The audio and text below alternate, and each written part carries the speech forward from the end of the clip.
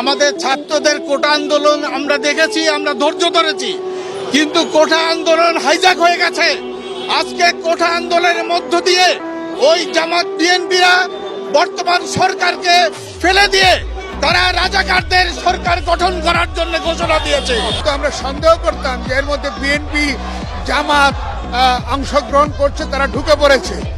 এটা আমরা আশঙ্কা থেকে এখন নিশ্চিত হয়েছি, সারা বাংলাদেশের মানুষ নিশ্চিত হয়েছে যে কোটা আন্দোলন নামে যে আন্দোলন, এই আন্দোলনটা মূলত বিএনপি জামাতে সৃষ্টি করেছে এবং এই আজকে এই যে এক দফার দাবি সেটাই আসলে মূল।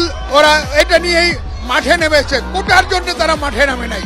তারা আজকে যেভাবে অগ্নিসংযোগ করছে, হসপিটালে অগ্নিসংযোগ করছে, সেবা প্রতিষ্ঠানে অগ্নিসংযোগ করছে, এই নৈরাজ্য থেকে আমরা জনগণকে সাহস যোগাবার জন্য, জনগণের পাশে থাকার জন্য আমরা অবস্থান নিচ্ছি এবং যেই নৈরাজ্যকারীরা আমাদের এদিকে আসবে আমরা তাদেরকে প্রতিহত করব। আমরা জনগণের পাশে আছি। বাংলাদেশে যে আজকে ছাত্র আন্দোলনকে কেন্দ্র করে আজকে যারা জামাত, শিবির, বিএনপি যারা এই দেশের সরকার পতনের আন্দোলন করতে চায়, বাংলাদেশ আওয়ামী লীগের কর্মী হিসাবে, বঙ্গবন্ধুর আদর্শের সৈনিক হিসাবে আমরা রাজপথে ছিলাম, আমরা রাজপথে আছি যতক্ষণ পর্যন্ত এদেশের শান্তি শৃঙ্খলা বিনষ্টকারীরা, দেশদ্রোহীরা রাজপথ ছেড়ে উঠে না যাবে, আমরা ততক্ষণ পর্যন্ত রাজপথেই থাকবো ইনশাআল্লাহ।